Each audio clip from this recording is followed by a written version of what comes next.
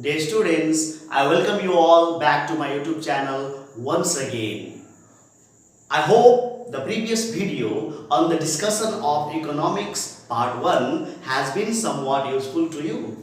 Therefore, I ventured to make another video on the same topic, calling it part 2.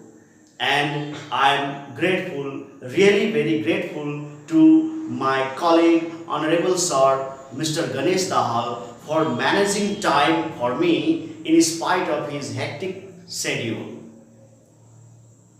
I wish you all the best for the examinations, and I know your comments and responses are my inspiration, and of course your success, your achievements, my rewards. Thank you. Best of luck. Hello student, welcome back again.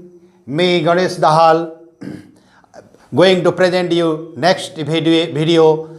The first part of the video that we had yesterday, I think you have found easier to prepare the examination using the first video that we had presented yesterday. Now, I would like to present next part of the syllabus under the topic, different topics like money, banking, public finance and foreign trade. Unit wise, today I will like to present unit 9. The topic is money. So dear student, I think you will find very easier to prepare the examination using our help and support to you. So without much delay, I would like to start the lesson. Money. Under money, we will discuss about the functions of money, types of money, role of money in development of economics, and then theories of money. So, first of all, we need to understand what is money. It is very easy to say money, but very difficult to define it. Everybody understands what is money. So, I and you people also understand what is money. You know clearly that what money does, so that you understand what is money. But if somebody asks you to define it, it is very difficult for you and me as well, or anybody else to define money. So, economics says money, regarding the money, it is very easy to understand but difficult to define. And regarding this, somebody says money is a good servant but bad master. So, under the concept of money, we have different definition of economics, different writer, different scholars, they have defined the economics. If it comes in the examination, then we need to write what is money along with its definition. And then functions of money. Under functions of money, we have to discuss what the money does. According to great economist Crowther, he defined money as money does the function for medium, measure, standard, store. It means money has four main features, four main functions: medium of exchange, store of value, deferred payment, and it may used to measure the value of the goods. Suppose if we talk about the price of this pen, if we call about the worth of this pen is 10 rupees, it means the value of pen is evaluated in the form of money, so that it is used for evaluating the commodity, evaluating the goods and services. So, under the functions of money, not only these four functions, but writers, they define different functions. Actually, all these functions are categorized under three basic functions: primary function, secondary function, and contingent function. So, these Functions of money. This topic is most important topic for the view of examination. So it covers 5 marks in the examination. So student have to write first of all the introduction of money and then 3 different functions of money, basic functions, primary function, secondary function and contingent functions. And what elements are included in primary functions, what elements are included or what functions are included in secondary function and contingent functions, they have to clear to make your answer more fruitful. Second one is the type of money. We understand what is money. We have seen, we have used many times. But there are different types of money. Money actually, what things are used for purchasing the things? Money is nothing but the medium of exchange, we know.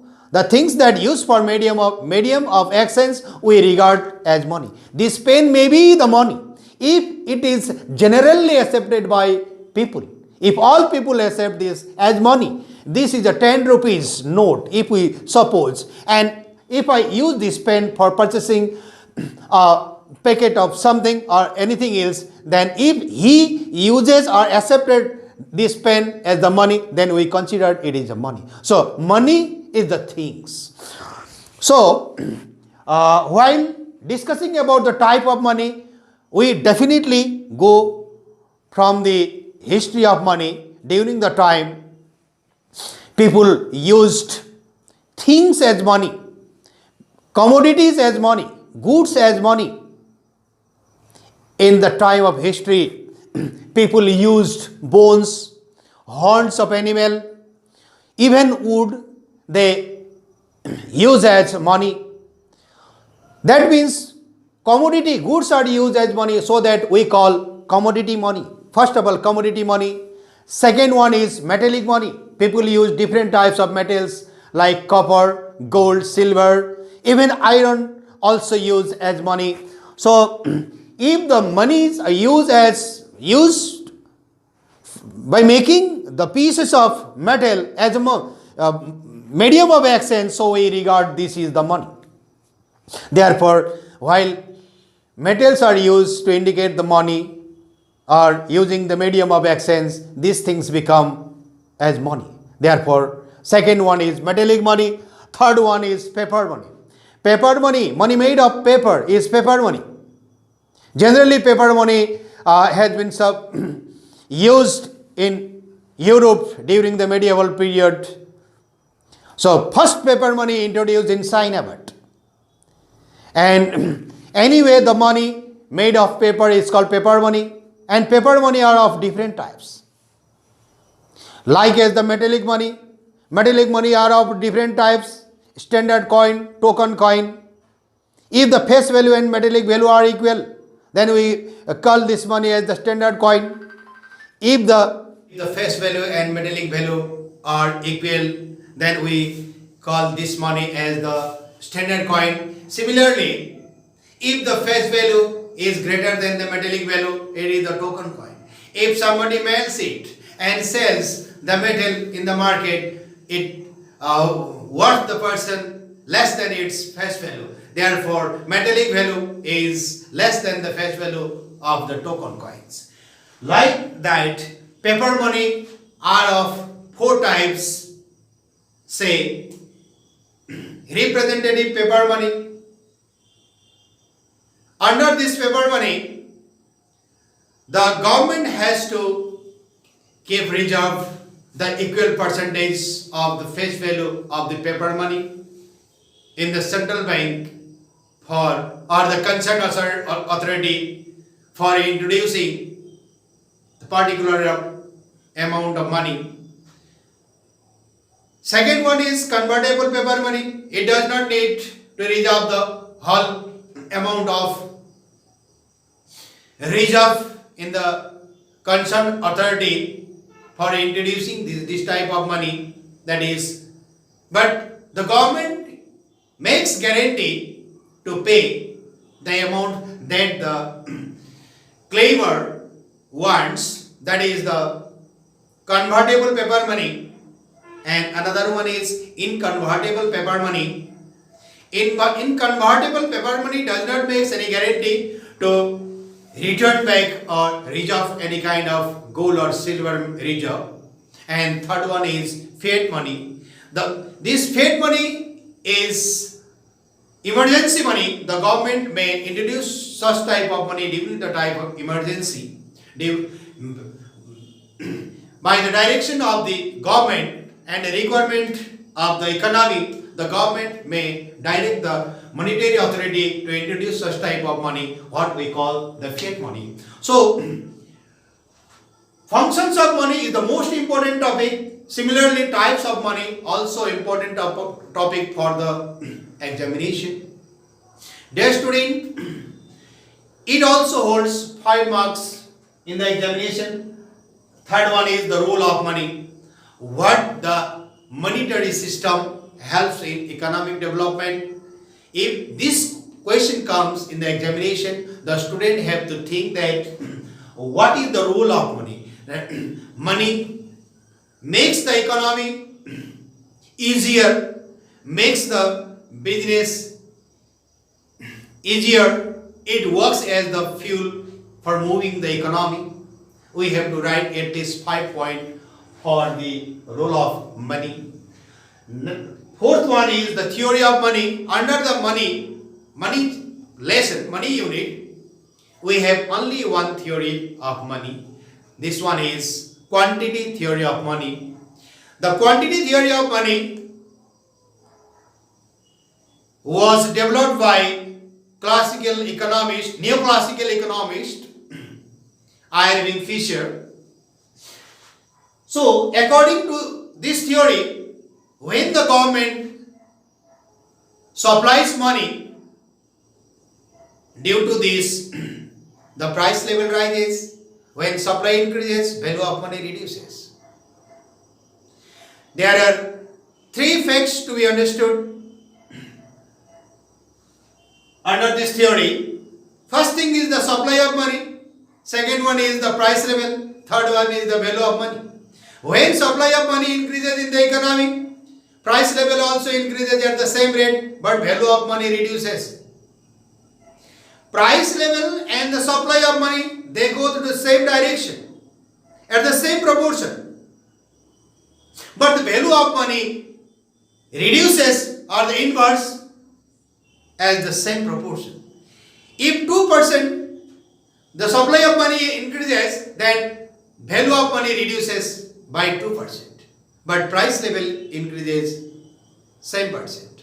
Therefore, supply of money and the price level, they go to the same direction, but the value of money goes to the reverse direction or the opposite direction. Therefore, under this theory, the Fisher analyzed the equilibrium of money demand and money supply. He explains the quantity theory of money as MV is equal to PT.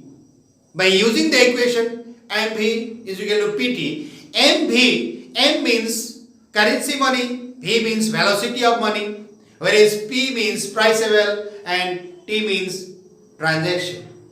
P into TPT, that means price level required for the transaction, and this price level and transaction become the demand for the money, and total currency money available in the economy and its velocity become the supply of money. We suppose 2 crore currency money is available at right time in the economy, and the velocity of 1 rupees is 5, then they become 2 into 5, that means it works as the 10 crore.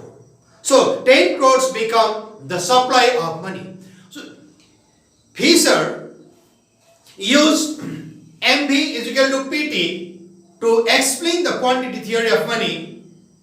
Since bank money also used in the circulation, they also use for the transaction. Therefore, he also added bank money in the equation in the further addition of his theory.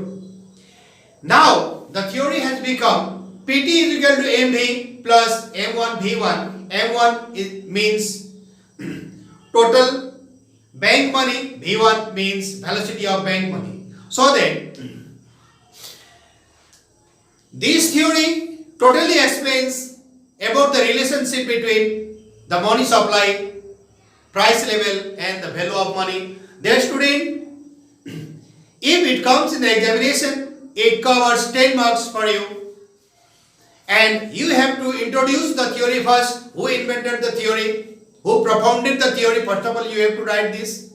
And you need to write the concept of the theory. It means the statement of the theory. What is the main thing of the theory? What is the equation of the theory? What does the equation says? After that, we need to draw a figure. Draw a figure. It requires two figures at the same time. At the upper part, we need to show the supply of money. In y-axis, we have to show the price level, and x-axis supply of money. It means when supply of money increases, price level also increases. In the lower part of the figure, we have to indicate on the y-axis the value of money and the x-axis supply of money. So, explaining the both figure, we have to conclude the theory. Further, we need to write the criticism of the theory as well.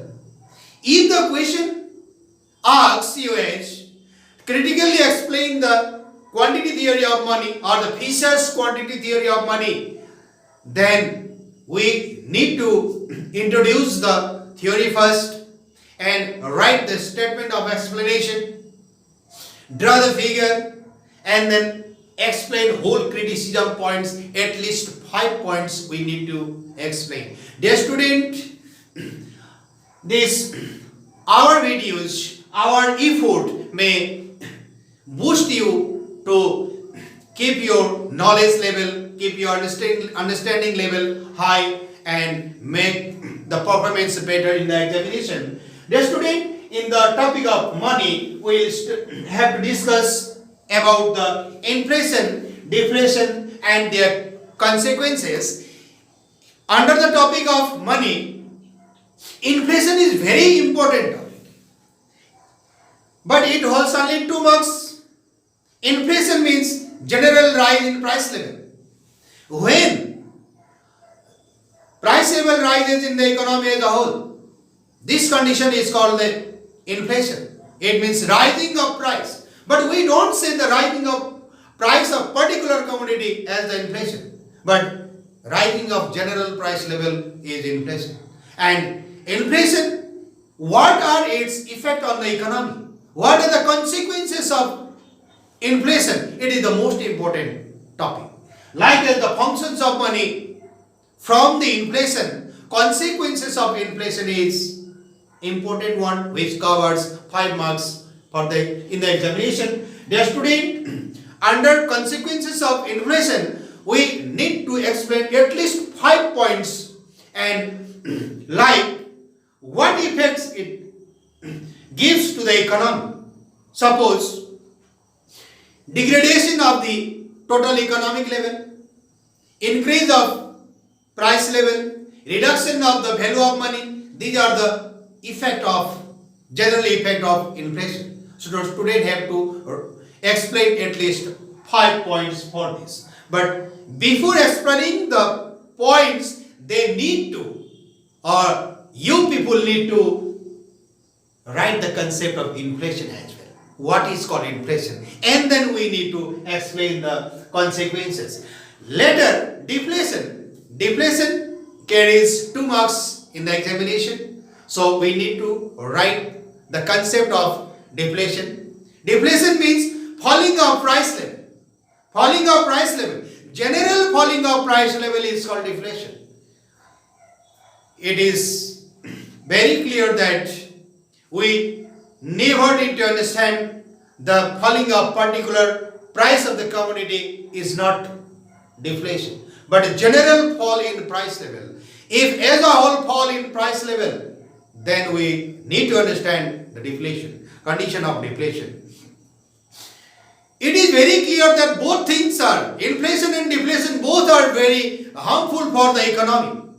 These are not good. But these are compared as the thief and dacoit, robber and thief. If thief enters to your home, then he may steal the things without your knowing. Unknowingly they steal the things, but if the robber enters, then they may harm our body or ourselves as well.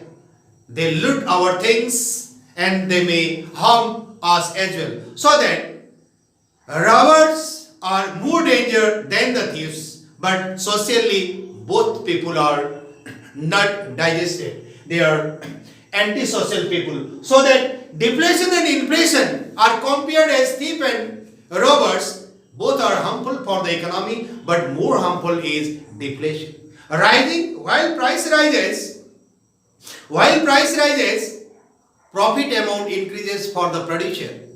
If profit amount increases, then definitely they create the job opportunities for the people, and people's income level also increases, so that it is not much worse than the deflation. So dear student, under money chapter, if we go through this topic, then we may definitely able to attempt the question if asked in the examination. So dear student, next chapter is Unit 10, Banking. Under banking lesson, we will study the functions of commercial and central bank. So both the title are very important. Both the title covers 10 marks each. So under the functions of commercial bank, we have to introduce what is commercial bank first. We have to write the definition of commercial bank. The bank that are established for the profit motive or the business purpose are called commercial bank. So commercial banks have three basic functions: primary functions, secondary function, and contingent function. Under primary functions, we know that accepting deposit and advancing loan are the basic work of commercial bank. Likewise, secondary function, they perform the activities like collecting the taxes, working as the agent for the people. Likewise, various functions the commercial bank performs, but basically all these functions are categorized as three basic functions: primary function, secondary function, and contingent function. Under central bank, functions of central bank, we have different types of functions performed by the central bank. First of all, we need to introduce or define the central bank. So, central bank function also carries 10 marks to you, like monopoly note issue, supply, control the supply of money, controls the banking system, credit creation created by the commercial bank must be controlled by the central bank. So credit control is also the most important function of central bank. So that different types of functions of central banks are to be included in the functions of central bank and commercial bank. Dear student, it is very important to remember that if the last year question sees you the functions of commercial bank in the examination, this time definitely functions of central bank you will see in the question. So that alternatively, one after the year, commercial banks and central banks functions are available in the question paper. You may see this. Dear student, and then importances of bank. Dear student, I am repeating the topic: importance of banking system in the economic development. It is also similar important as the function of commercial bank, but it covers only the 5 marks in the examination. Under importances of banking system in the economic development, we need to understand that in what condition banking system helps for the economic development. How banking system has help for the economic development. We take the example like for the production of goods and services, they require financial investment. So banking system help the entrepreneur to invest, to make investment for the production of goods and services. Similarly, for the distribution, exchange and so on, there are various importances or the roles of banking system to mobilize the total economy of a nation. Now, dear student, finally, last topic is concept of money market and capital market.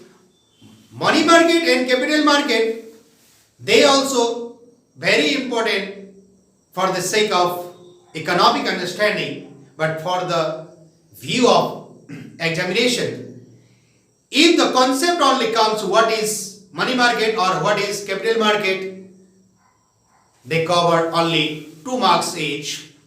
But if the question comes like distinguish between money market and capital market, so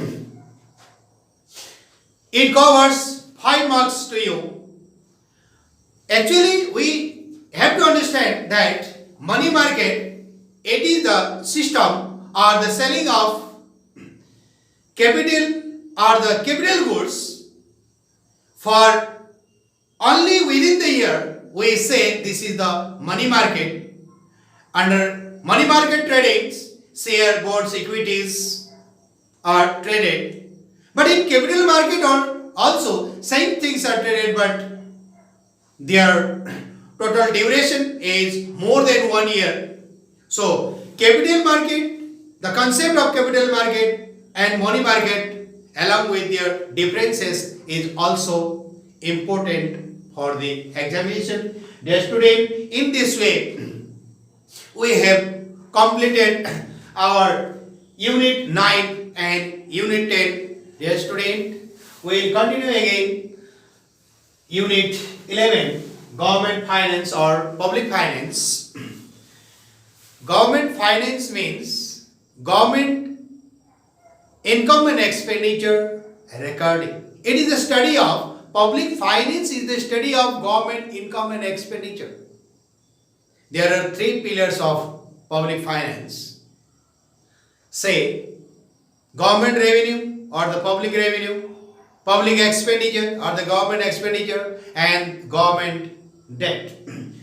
Dear student, under public revenue, we have to analyze about what is revenue, how the government collects revenue, how the government earns income. There are 2 basic sources of government income, tax revenue and non-tax revenue. Tax revenue, it is the income from the source of tax only, and non-tax revenue, it is the income from the source of non-tax like governments on institution, on production unit and on services, and from the tax revenue government may collect the taxes from direct and indirect taxes. So under the tax revenue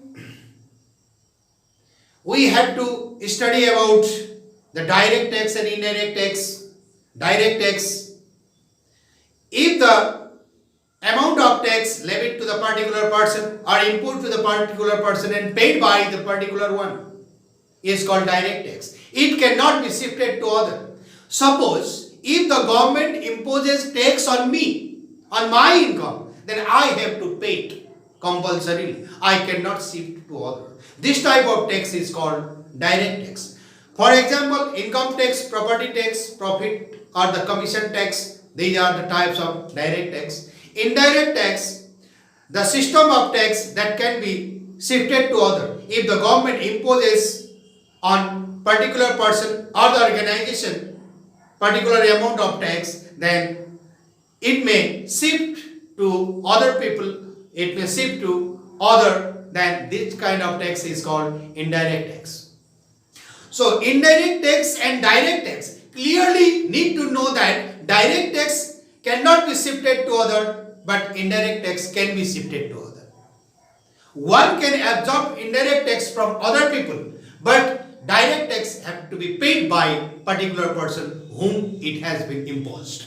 So dear student, under revenue, importances of revenue or the role of government revenue in the economy, it is also important topic. So tax revenue and non-tax revenue, we have to know this. And then government expenditure. Role of government expenditure in the economic development, it is the important topic. It covers 5 marks in the examination. Why it is necessary? Government expenditure for the developing countries, for the developing economy, it is the topic in the question you see there. Now, why it is necessary? We have to write the role of government expenditure. First of all, we need to know that government has to invest for the development of infrastructure.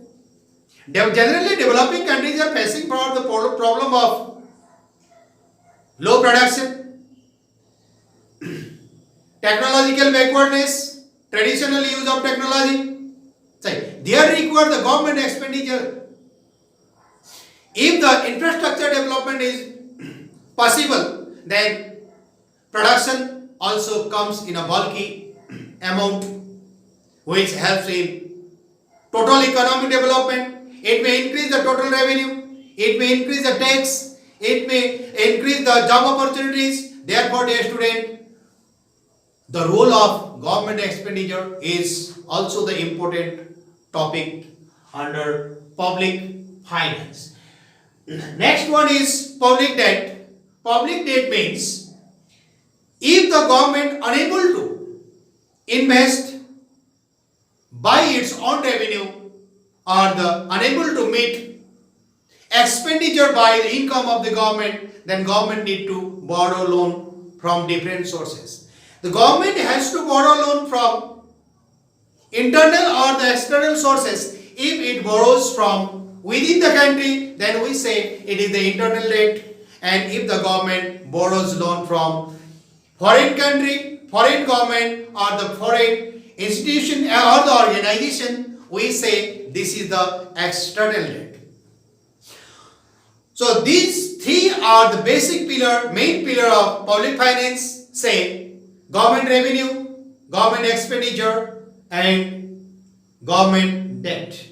Government has to seek loan for fulfilling the government expenditure if the income is not enough to make the expenditure.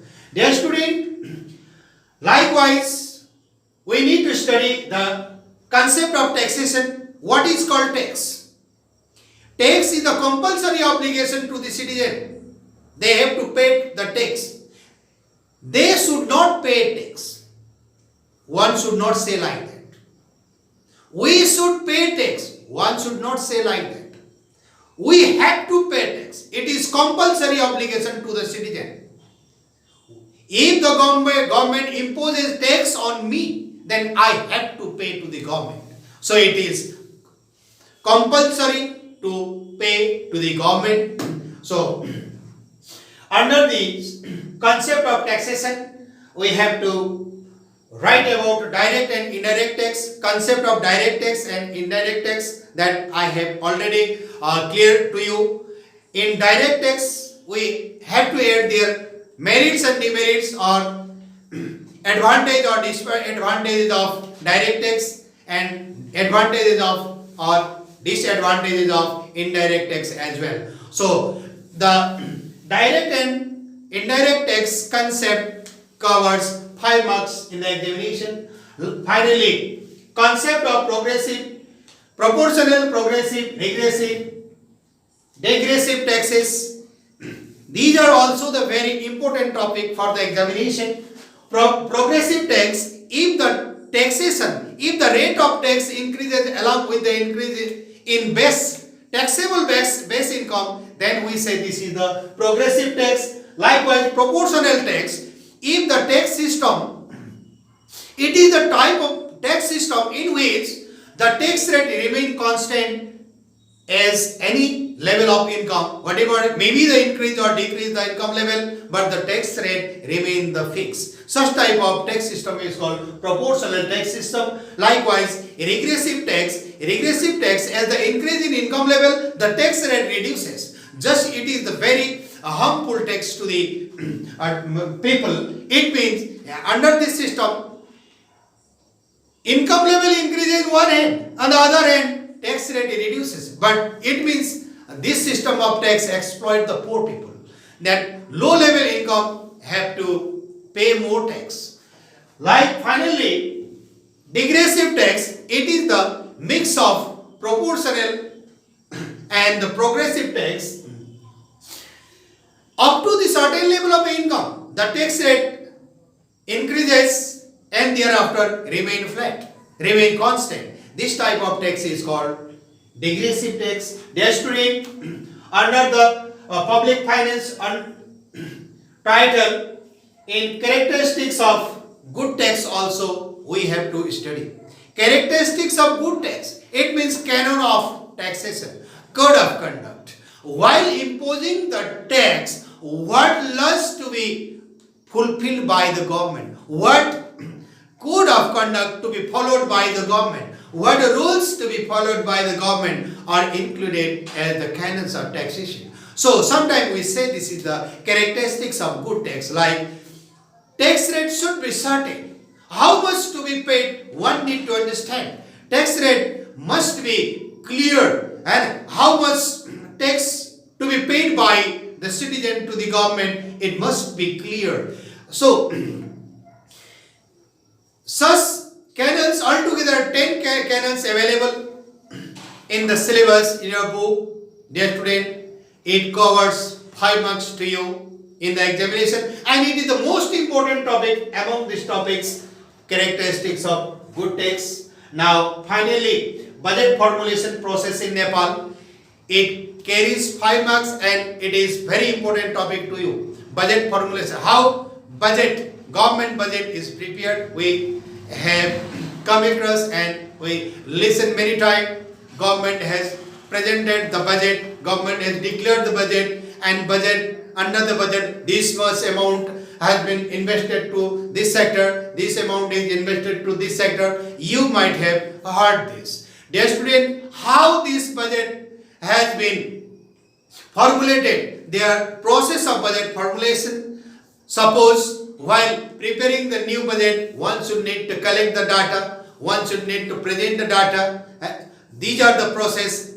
After presenting, execute this budget, finally auditing the budget. These are the budget formulation process. Altogether, there are 5 steps under budget formulation. You have to explain. It carries 5 marks and very important to you, and you need to understand these things. Dear student, similarly, we move to the unit 12, international trade or the foreign trade. Under foreign trade, we need to understand what is called foreign trade. If the trade takes place between or among the countries, we call this is the international trade. Actually, local trade, national trade, international trade, trades are categorized as 3 types on the basis of geography.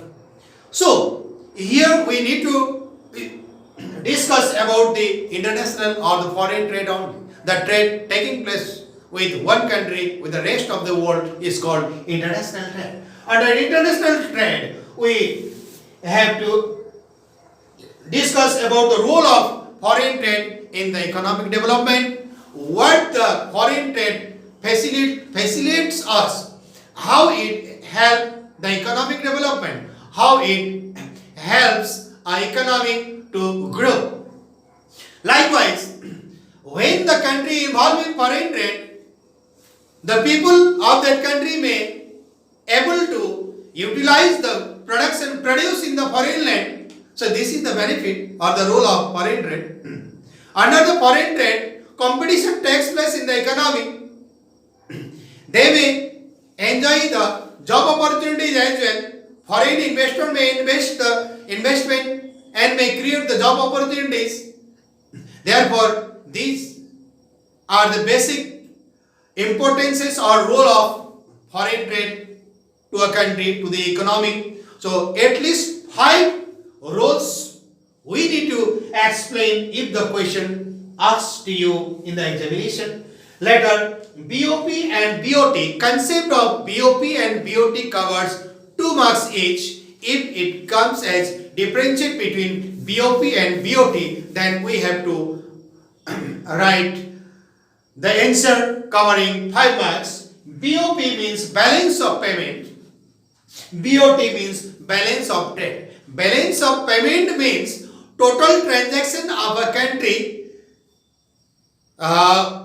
One country with the rest of the world is balance of payment. It includes only the transaction of goods and services that are tangible. Transaction or export and import of goods and services of tangible goods. We study within the limitation scope of BOP.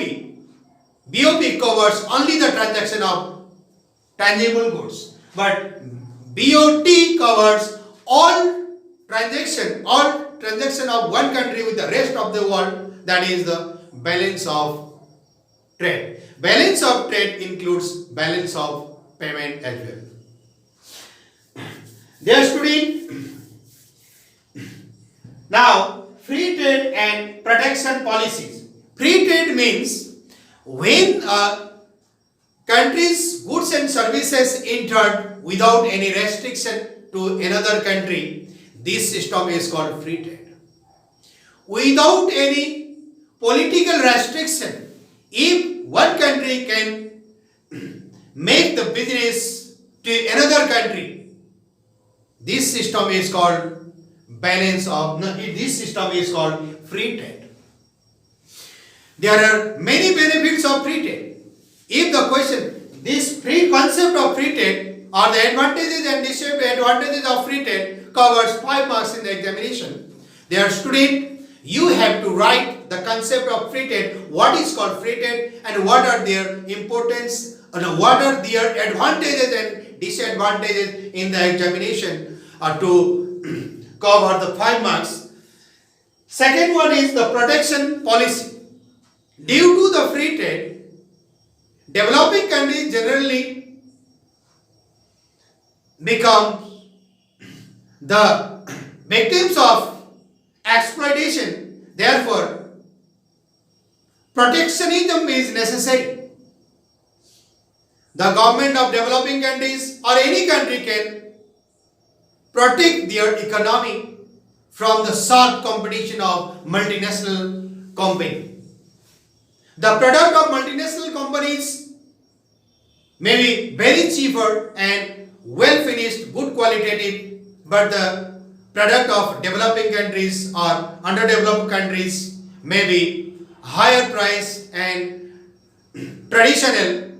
Therefore, they do not get good market, so they have to suffer. In order to protect indigenous or the local industries, the government have to use the protection policy. But the government unable to restrict the commodity to enter the particular country. So that government uses the protection policy as a tool to protect the domestic economy. This system, this policy is called protection policy. Dear student, protection policy is also equally important to you to cover the 5 marks in the examination. We have to write advantage and disadvantages of protection policy as well. Likewise, direction and problems of Nepalese foreign trade, also the part of this unit, international trade. Direction of foreign trade means in which country or the what commodities are sold to particular country. We suppose here most of the production produced in the Nepal are sold in India. It means maximum volume of international trade concentrated within the India. This is called the direction of foreign trade. It means our direction towards India. That means maximum part 60 or 70% of total trade volume, international trade volume is concentrated within the India only, and only about 30 or 35% to the rest of the world. It means maximum trade goes to India. So it is not good for a country's economy. The trade must be diversified to many countries. If the country able to diversify the trade to many countries, they may get good benefit in the international trade. If it has to concentrate to the particular country, then they may have to suffer. Then this trading country may exploit the developing countries, so that trade diversification is very necessary. Therefore, how much quantities are sold to what country? It is the direction of foreign trade. Similarly, problems of foreign trade is also very important topic to you, and it is very easier to you as well. What problems arises in the foreign trade? Like is, we take the example problem of landlockness. We know that our country is a landlocked country, so that it is covered by land only, it has no sea route. It is a problem of international trade to the Nepal.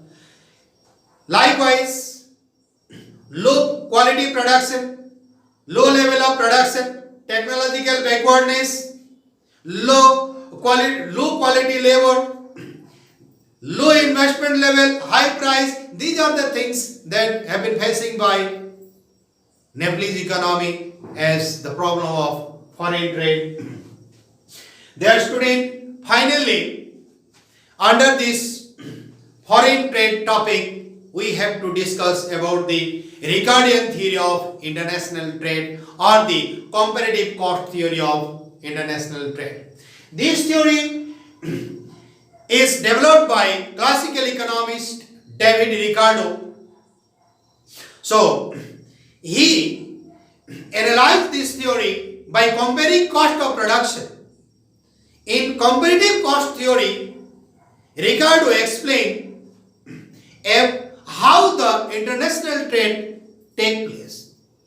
We suppose if Bangladesh produces jute per kg 200 rupees, Nepali currency 200 rupees, and Nepal need to produce per kg jute about 3 or 400 rupees, then Bangladesh can export jute to Nepal, and Nepal has to import jute from Bangladesh.